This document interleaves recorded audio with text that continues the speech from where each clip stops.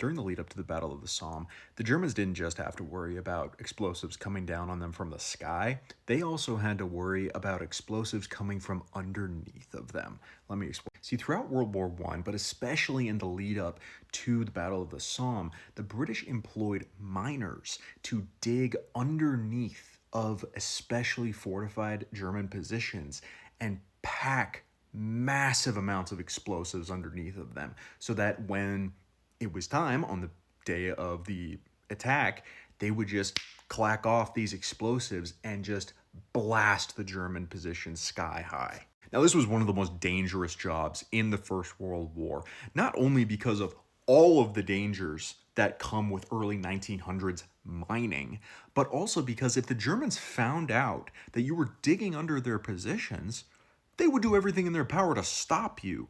And there were so many ways for them to find out if you were there. Primarily, it was listening. They could hear you digging if you weren't deep enough.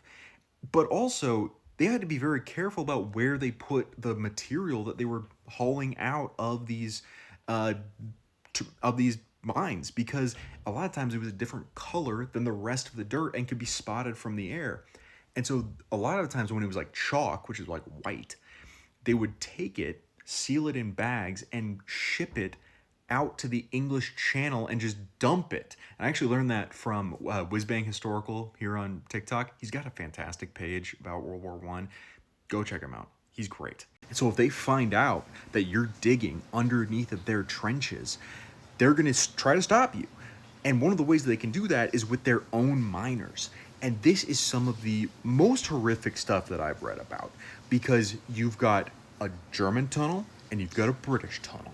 And when they meet each other and that wall breaks down, it immediately devolves into hand-to-hand combat in the dark, because you're knocking over the lights as soon as you start fighting, and you're under no man's land. And so it's just mud and blood and darkness, and it's horrible. It's horrible. And World War One is just layers and layers of mud and blood and horror, and this is some of the most horrific stuff that you just, as a person who lives in suburbia, cannot comprehend.